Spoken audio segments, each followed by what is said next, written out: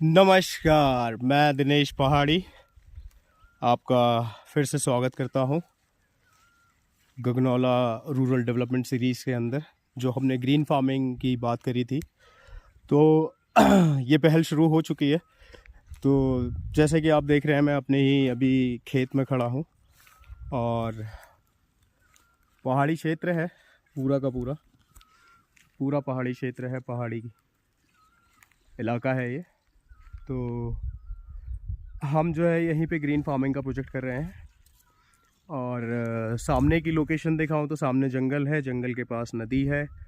और प्लान ऐसा बन रहा है कि अगर हमारी एक बार एफपीओ क्रिएट हो जाती है, एफपीओ क्रिएट होने के बाद जो कि सामाजिक तौर पे सब लोगों के लिए होगी, जो इसमें जुड़ेगा, जो एफपीओ का मेंबर बनेगा, तो कोशिश ये रहेगी कि हम गधेरे से पानी यहाँ ला सके। गधेरा मतलब पहाड़ों में जो है नदी को कहते हैं, आसपास जहाँ भी आपके नदी बह रही है तो उसे गधेरा कहते हैं। तो इतने बड़े लेवल पे पानी खींचना इतनी दूर से और पहाड़ों में पाइपलाइन बिछाना, तो ये बहुत बड़ा चैलेंज होता है। तो हम इसको जैसे तैसे कामयाब बनाएंगे। एंड थोड़ा सा मेहनत तो लगेगी, मैं मना नहीं कर रहा हूँ कि मेहनत नहीं लगेगी, लेकिन हाँ, मेहनत लगेगी। शहर से ज़्यादा मेहनत है यहाँ, शहर से बहुत ज़्यादा मेहनत है। आप सोचते हैं कि पहाड़ों में खेती करना शहरों जितना होगा आसान, लेकिन नहीं। यहाँ आपको खेती अगर करनी है तो आप तीन गुना प्रिपेयर रहें मेहनत करने के लिए, क्योंकि यहाँ पे जो भी आपका हार्ड लेबर होगा वो आपका मैनुअली होना है सब कुछ। और जैसे आपको पता है कि पहाड़ों में अगर आप रहते हैं तो आप चढ़ाई ही करेंगे। जैसे आप हमारा आगे पीछे का इलाका देख रहे होंगे, तो सब ये पहाड़ी क्षेत्र है। और पहाड़ी क्षेत्र में एक तो आदमी पैदल चल चल के थक जाता है। अगर आप पूरे दिन में देखें, अगर आप स्टेप्स देखेंगे तो मेरे आज की तारीख में 20 से 25 हज़ार डेली स्टेप्स रहते ही रहते हैं। और इतना तो आपको चलना ही चलना है, और चलने के बाद फिर आपको काम करना है। वो दूसरा चैलेंज है यहाँ पे, कि अगर आप इतना चल लेते हैं तो थक जाते हैं, और थकने के बाद भी आपको यहाँ पे काम करना है।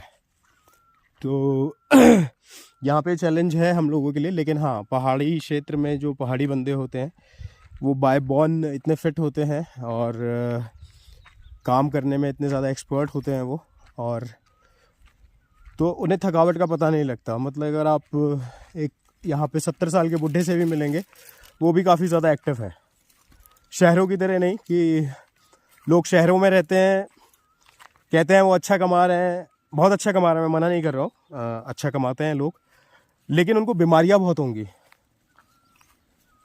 किसी की सैलरी 2 लाख होगी, 3 लाख होगी, 5 लाख होगी, I know, but they'll have some kind of disease. Maybe they have blood pressure, maybe they'll be having sugar. कुछ ना कुछ बीमारी तो होगी, क्योंकि शहरों में वातावरण ही ऐसा है। और हमारे इधर देखो आप, इतना प्यारा वातावरण। तो अभी मैं अपने खेत में आ चुका हूँ। तो जैसे कि खेत में आप देख रहे होंगे, प्रोजेक्ट ये था कि आस पड़ोस के खेत लिए जाएं। जैसा सरकार ने बोला है, चकबंदी करनी है, चकबंदी करें, आस पड़ोस के लोगों से मिलें, बात करें, उनको फ़ायदा बताएं चकबंदी का, चकबंदी से क्या होता है। अगर आपकी जगह दूर है, आप दूसरे की जगह लें अपने पास, साथ में मिलके काम करें सामूहिक तरीके से। जो फ़ायदा हो आप एक दूसरे के साथ बांटें, जो नुकसान हो एक दूसरे के साथ बांटें। अगर आप समूह में रहकर काम नहीं कर पाएंगे, खेती नहीं कर पाएंगे, तो ये पहाड़ की जो खेती है ये बिल्कुल बर्बाद हो जाएगी। इस बात की मैं गारंटी ले सकता हूँ। अगर आप समूह में काम नहीं करेंगे तो समूह में रहकर ही आप काम कर पाएंगे। और हमारे इलाके में खास मैं आपको बता दूं, हमारा इलाका सल्ट शालदे के आसपास थोड़ा सा बीरू खाल का गढ़वाल वाला ब्लॉक भी लगता है। तो यहाँ के जो थोड़े लोग हैं, स्वार्थी किस्म के लोग हैं, ज़्यादा स्वार्थी लोग हैं यहाँ पे, कि अगर उन्हें लगता है कि मेरा अच्छा नहीं हो रहा है तो किसी और का भी नहीं होना चाहिए। अगर इस तरह के लोग रहते हैं हमारे इलाके में, तो मैं ये नहीं बोलूँगा कि हाँ मेरे आस पड़ोस के लोग हैं। मैं जैसे जाता रहता हूँ, गढ़वाल भी जाता हूँ, कुमाऊँ भी जाता हूँ, और शहरों में भी रहता हूँ, तो मुझे लोगों का अनुभव है, मैंने लोगों को देखा है कि अगर गढ़वाल में लोग या हिमाचल में लोग, मैं हिमाचल भी गया हूँ, तो लोगों को मैंने परखा है, लोग कैसे खेती करते हैं। नीचे हल्द्वानी में देखा है और पहाड़ों में देखा है। तो अगर आपका खेत दूसरे किसी खेत के साथ लग रहा है, किसी दूसरे बंदे के साथ लग रहा है, आप उसके साथ चकबंदी कर सकते हैं। चकबंदी करने के बाद चकबंदी का मतलब ये हुआ कि आपने उस एरिया को अपने साथ में लिया, आप एक रिटन एग्रीमेंट कर सकते हैं, या जैसे भी आपका रिलेशनशिप है उनके साथ आप उनसे बात करके कर सकते हैं। और चकबंदी के बाद आप दूसरी चीज़ ये देखें कि आपके इलाके के पास पानी कहाँ है। सबसे बड़ी चीज़ पानी। अगर आप सोच रहे हैं कि मैं बिना पानी के खाली बरसातों में जो है यहाँ खेती कर लूँगा और मैं बहुत सारी चीज़ें कर लूँगा, तो वो नेक्स्ट टू इम्पॉसिबल है, वो पॉसिबल हो ही नहीं पाएगा जब तक आपके पास पानी नहीं होगा। और अगर मैं बात करूँ ग्लोबल वार्मिंग की, आज की तारीख में ग्लोबल वार्मिंग एक बहुत बड़ा सब्जेक्ट है कि धीरे धीरे हर जगह से पानी सूखता जा रहा है। वो इसलिए सूखता जा रहा है, पानी की कमी है, कहीं बहुत ज़्यादा है, कहीं बहुत कम है। पहाड़ों में अगर आप देखेंगे पानी दूर है, जैसे हमारे इधर से दूर है, हमारे इधर 10 दिन से पानी नहीं आ रहा है घर पे पीने के लिए। तो घर में यहाँ से आधा किलोमीटर दूर नदी है, वहाँ से हम लेके आते हैं पानी अपना पीने के लिए। और अभी हमने जो हमारी यहाँ पे एक एनजीओ थी, उनकी मदद से हमने यहाँ पे एक टैंक बनवाया था, और साथ में अपना जो पानी है, जो यहाँ का कुदरती पानी है, जो यहाँ का पेड़ों की जड़ से जो रिश्ता हुआ पानी है, हम वो पानी पीते हैं। तो आप सोचिए, जो ब्लैक वाटर से भी महंगा पानी हम पीते हैं, जो लोग नहीं पीते होंगे, लोग सोचते होंगे कभी पीने के लिए, वो पानी हम पीते हैं। तो यहाँ पे इतनी सारी सुविधा है हमारे पहाड़ में। लेकिन हाँ, हमारे इधर के लोग शल्ट, शालदे ब्लॉक, थोड़ा सा बीरूखाल, थोड़ा सा यहाँ के जो लोग हैं वो ख़ास तौर पे इस टाइप के लोग हैं कि अगर उनका नहीं हो रहा है तो वो आपको खुद को भी नहीं करने देंगे। इस तरीके के लोग हैं। तो सामने मैं दिखा देता हूँ, यहाँ जहाँ आप ये डंडे देख रहे हैं, यहाँ मेरे खेत की बाउंड्री ख़त्म होती है। और जैसा मैंने आपको बताया, लोग समूह में काम नहीं करना चाहते हैं, लोग जुड़ना नहीं चाहते हैं। तो ठीक है, आप ना जुड़े, मैं अपना काम खुद करूँगा, मैं अपने खेत में कर लूँगा, मुझे कोई दिक्कत नहीं है। मेरा कम काम होगा, मुझे कोई दिक्कत नहीं है। कम काम से मेरा एक बार प्रोजेक्ट मुझे पता लग जाएगा, कामयाब होगा तो मैं कहीं और फिर लीज़ पे ले सकता हूँ खेत। तो अब कोई बड़ा चैलेंज नहीं है। मेरा नैनीहाल है गुलार में, वहाँ पे मैं एक ज़्यादा से ज़्यादा 40-50 नाली हम लैंड जो है एक पूरी की पूरी वहाँ ले सकते हैं, कोई दिक्कत नहीं है। अगर आपके गांव वाले साथ नहीं देते हैं तो दूसरे गांव वाले देंगे, दूसरे नहीं देंगे तो तीसरे देंगे, तीसरे नहीं देंगे तो चौथे देंगे, चौथे नहीं देंगे तो पाँचवें देंगे। जब तक आप ढूंढते रहोगे, कोई ना कोई आपको मिल जाएगा। तो आपको ढूंढने का प्रयास जारी रहना चाहिए, करने का प्रयास आपका जारी रहना चाहिए। जब आपके अंदर ये लगन आएगी करना है तो करना है, क्योंकि मुझे 5 साल हो गए हैं करते करते। अभी भी मुझे लगता है मैं फ़ेल हूँ, मुझे एक बार दोबारा कोशिश करनी चाहिए। मैं इसे फ़ेल नहीं कहूँगा, जैसे लोग कहते हैं कि आप फेल हो गए, मैं इसे फ़ेल नहीं कहूँगा। मैं इसे ये कहूँगा कि हाँ, मैंने एक तरीका पता लगाया जिससे नहीं हो सकता। तो सोचने का नज़रिया होता है लोगों का।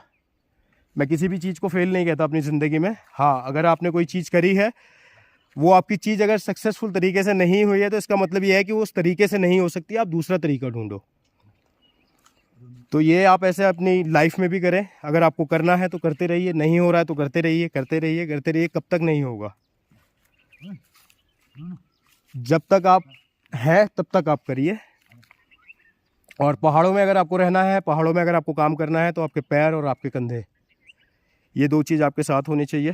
तो खेत के बारे में बता देता हूँ। अभी हमारे इधर हमने जो है प्रताप भाई से जो है यहाँ गोबर डलवा दिया है, पानी की व्यवस्था हमने करी है। ये हमारी एनजीओ के थ्रू ये टैंक बनवाया था मैंने, तो कुछ योगदान मेरा भी था, कुछ एनजीओ का भी योगदान था। तो ये टैंक आप देख सकते हैं, SBI ग्राम सेवा योजना। तो इस टैंक को कोई मेंटेन नहीं करता है। सबसे बड़ी दिक्कत यहाँ पे है, लोग फ्री में सब कुछ चाहते हैं लेकिन मेंटेन नहीं करते हैं चीज़ों को। ये हमारे गांव में बहुत बड़ा चैलेंज है। लोगों को सुविधा सब चाहिए। अगर मैं इस पानी की टैंक की बात करूँ, इसमें काई लग गई है। जब मैंने बनवाया था 2 बार मैं इसकी सफाई करा चुका हूँ, तीसरी बार मैं अब इसे खुद साफ़ कर रहा हूँ। साफ़ करते हुए मैंने देखा यहाँ दारू की बोतल भी पड़ी हुई थी, पत्थर पड़े हुए थे। बच्चे यहाँ दारू की बोतलें लाके तोड़ देते हैं। किस तरह की मानसिकता के लोग हैं ये मुझे नहीं पता, लेकिन ये चीज़ सब गलत है। लोगों को ऐसा नहीं करना चाहिए, नहीं सोचेंगे। लेकिन हाँ, 10 दिन से पानी नहीं आ रहा है, लेकिन आज इस पानी को सब पी रहे हैं। मेंटेन कोई नहीं कर रहा है। ये अगर देखें तो हमने कल काफ़ी ज़्यादा काम किया है। ये हमने जो बाहर पेड़ों का रिश्ता हुआ पानी आप देखेंगे, जो कि ब्लैक वाटर से भी बहुत ज़्यादा अच्छा है। तो हमने बैलों के लिए अलग से बना रखा है। हमारे गाय बैल हैं तो वो यहाँ आते हैं, पानी पीते हैं। तो अभी हमने थोड़ा गंदा पानी दिख रहा है, क्योंकि अभी हमने इसको गोल करके बनाया है। दूसरा अभी देखेंगे जो हमारा कुएं का रिश्ता हुआ पानी, तो ये पानी जो है हम लोग पीते हैं। विराट कोहली की जो है 3.5 कितना मेरे को नहीं पता, मेरे ख्याल से 350 रुपये लीटर पानी पीता है विराट कोहली। तो विराट कोहली भाई से हम ये कहेंगे, विराट कोहली भाई आप जितने रुपए का भी पानी पीते हो, यहाँ वो पानी है। सामने आप बाज के पेड़ देख रहे हैं, तो इसी का रिश्ता हुआ पानी। बाज जो है विष्णु जी का पेड़ बताया जाता है, जैसे देवदार है ऐसी बाज को भी जो है विष्णु का ही पेड़ बताया जाता है हमारे इधर।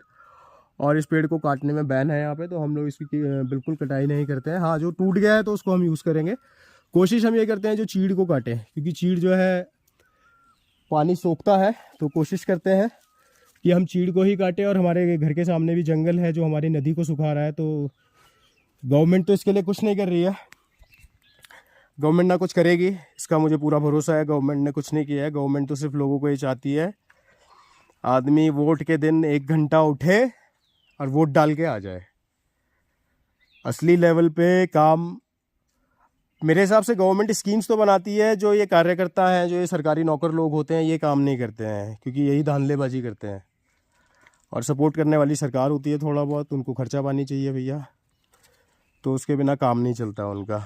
तो हमारे इलाके में तो भैया जीरो डेवलपमेंट है। हमारे इधर के विधायक से मैं खुले में कहता हूँ, जीरो डेवलपमेंट।